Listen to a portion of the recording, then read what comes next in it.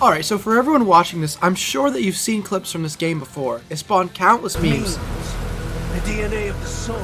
Back in 2022 when the game had a major boost in popularity, so I guess I'm late to the party. But you know, it finally went on sale. I picked it up because I want to see for myself if this game is secretly gold or Reddit mold. Is Metal Gear Rising more than a meme, or will that be its only lasting legacy? But before we open this game up, we must ask ourselves the question of how did this product get made in the first place? And it was not a smooth production in the slightest. It was first just known as Metal Gear Rising Lightning Bolt Action, took place before Metal Gear Solid 4. And in that tech demo, man, they could really cut watermelons. Oh, and bodies. What they highlighted here was the base concept, a game where you can cut everything and anything. For 2009 standards, this remains an impressive technological feat. For Kojima Productions, they just couldn't get this thing rolling and production was almost fully cancelled until they outsourced it to Platinum Games, who was like, yeah, we want to make a Metal Gear game. And then finally in 2013, Metal Gear Rising Revengeance was finally released. Once Platinum took over, they totally reworked the story, and I'd argue it's one of the most lasting impacts of Rising. The narrative begins with Cyborg Raiden, now a part of a private military company known as Maverick, escorting the Prime Minister of an African country when suddenly they're ambushed by terrorists known as Desperado. With a fancy Metal Gear Ray in tow, Desperado intercepts the Prime Minister and assassinates him to spark war among this nation. Raiden's like, holy crap bro, and goes toe to toe with a samurai cyborg, chops off his arm, slices his eye, and is almost killed before being narrowly rescued, and thus the intro concludes. The stage is set. Raiden wants to take Revengeance. He wants to take vengeance while you and your team at Maverick slowly uncover Desperado's seedy, dangerous, globe-trotting schemes. Cool. The premise itself is relatively simple, but it excels further because of the writing, voice acting, and cutscene direction. Yeah, just remember that.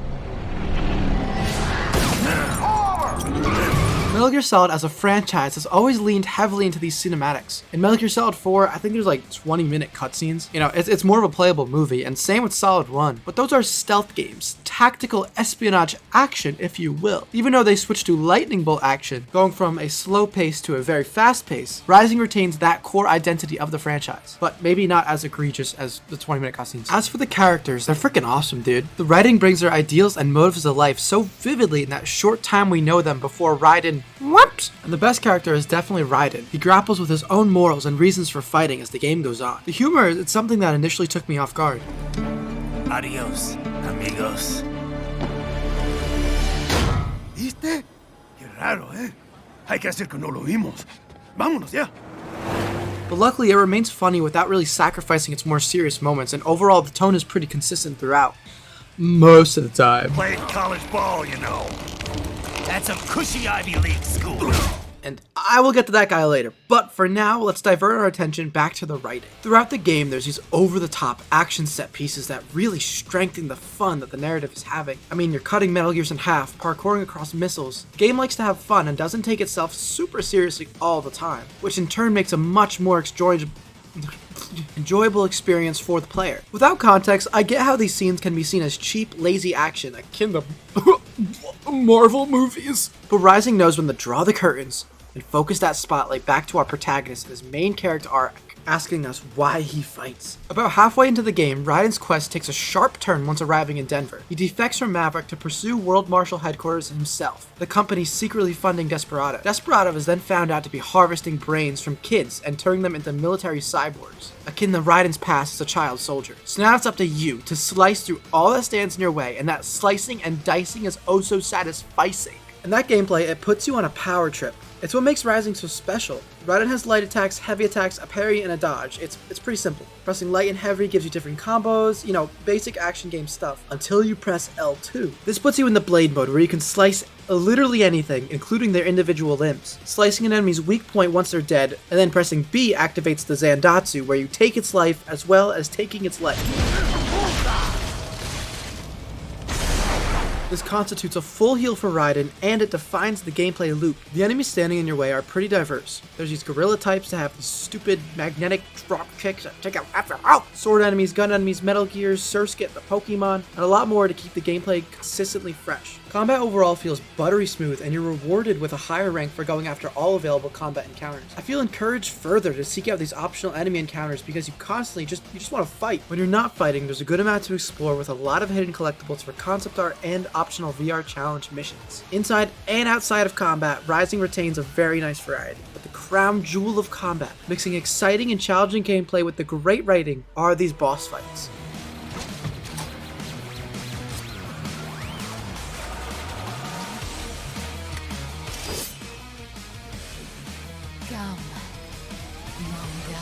And Metal Gear Rising's boss fights have the most outstandingly killer soundtracks. Every major boss in the game has their own theme to go along with their fight, and each theme starts off as an instrumental, and then when you get to that second phase, the lyrics just kick in. This ends now. I find you somewhat. Don't you want to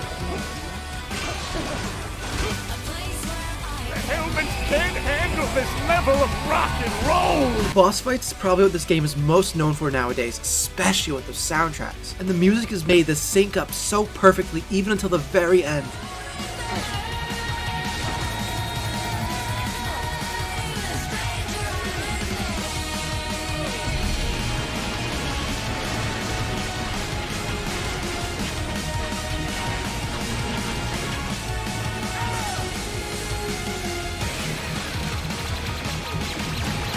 The game is a lot more than just these flashy moments, even if they're sick as nuts. So going back to the plot, Raiden is on his quest for vengeance to free those child soldiers, and the reason why Desperado is inciting so many wars is to secretly fund them with their cyborg kid armies to sell for profits. Just like George H.W. Bush. Like the good old days after 9/11. As you keep mercilessly chopping through missions and missions to get dropkicked 500 times by the gorillas, your morals are questioned by Jetstream Sam, who's the guy that chopped your arms off. And he's basically saying, all those guys you sliced, they had families and they didn't make this choice and they're just sent to the meat grinder of Raiden. And Raiden's like, my sword is a tool of justice. I protect the weak by killing everyone and everything, all the bad guys, because they're bad guys. And then Monsoon comes in and is like, oh yeah pal, who's gonna protect the weak from the man who protects the weak? And then Raiden's kind of like, you got me there. Because Desperado can just prop up more labs to make their armies from anywhere across the globe. Is your quest ultimately fruitless? Because look at the carnage that ensues. And you know, it's very unique for the game to question if you're doing the right thing. But this all gets to Raiden, and then he snaps. And his true nature is finally revealed of Jack the Ripper, the product of his life as a child soldier. Just let her rip! Now you're face to face with Monsoon, and remember kids, stopping child trafficking organ harvesting labs is always morally correct. And it's now where we get into the boss fight. And I like to look at this soundtrack as a whole as being poetry. Metal poetry. The lyrics in every case reveal more context behind what's going on. They're more of a compliment to the writing. And I want to take a deeper look at Monsoon's Stains of Time, and how the lyrics define Jack the Ripper. So let's begin. You can interpret music in many different ways. I don't think there's a wrong answer to anyone's interpretation. You know, I'm just covering my own bases here. But with the Stains of Time in the context that it plays, you hear it just as Jack the Ripper comes out, and the song is his theme, not Monsoon's.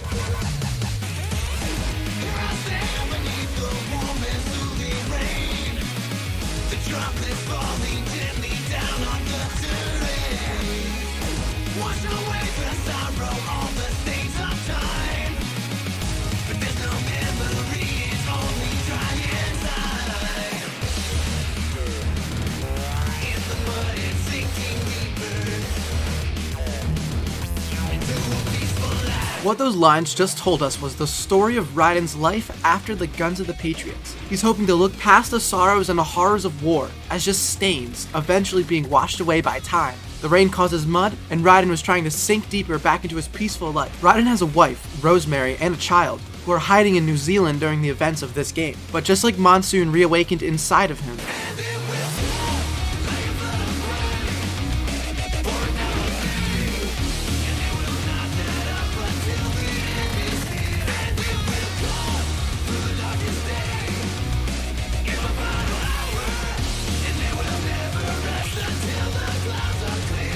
Raiden then realizes his inner demon of Jack the Ripper is still inside of him. It will eventually lead to his death, and death is the only way for him to cut ties with Jack the Ripper and his past, coming through in his final hour and never resting until the clouds are clear.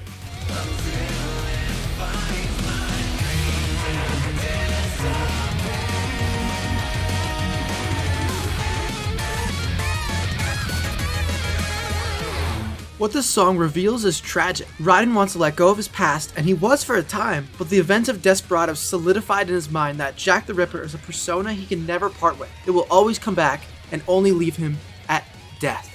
And scene. The Sands of Time is up there with being one of my favorite songs because of that story that it tells. Another song that tells a deeper story is Jetstream Sam's The Only Thing I Know For Real. This guy did a really cool video on it, so I recommend checking that out if you're interested. Returning to the story, Raiden takes out the rest of Desperado, and Sundowner is like, in the next 2 hours, we're gonna do something real bad. So Raiden makes his way to a launch base to intercept the president before he gets there, but then he is met by Jetstream Sam himself. Jetstream Sam is a tragic opponent. He once shared those same ideals as Raiden, but he lost sight of who he was. The only thing he knows for real is how to fight.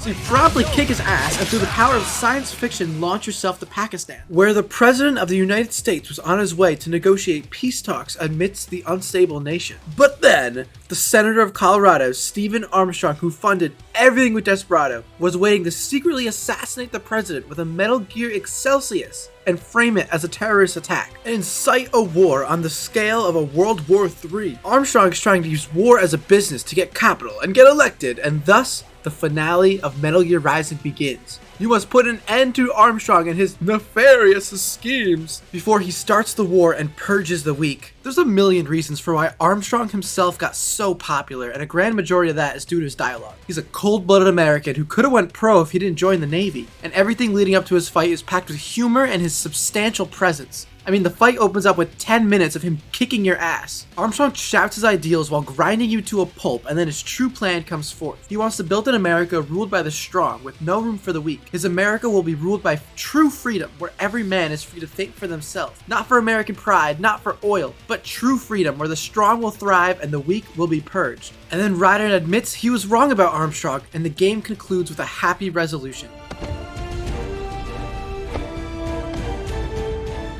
You're batshit insane!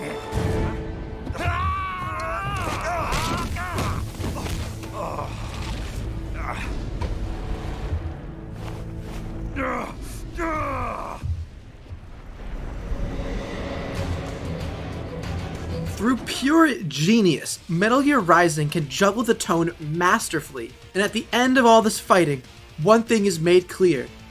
You have to kill this guy. Fight and steal and kill just to survive. But you did survive! Through sheer force of will, following your own set of rules. With your own 2 hands, you took back your life. And now, I'll take yours.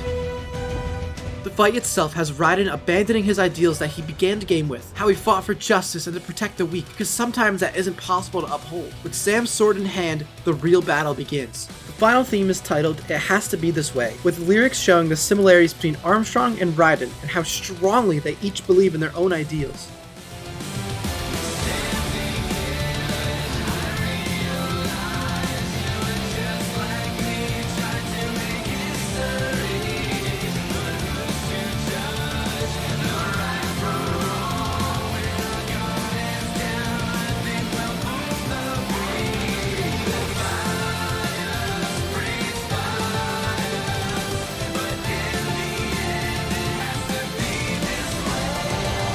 I feel like in any other context, this would be the cheesiest, corniest Marvel dialogue ever, but Rising just pulls it off with so much charm. With everything they've built up, it's amazing. Gameplay-wise, it's hectic, and parrying is a necessity to survive. You have to Zandatsu these giant rocks, and you have to stop his nano-machines before he heals himself. Like a good final boss should do, it uses all aspects of your toolkit. The trick is to keep up your fundamentals and cut down his enormous 200 health bar, and just like that, with everything said about Metal Gear Rising, We're done here!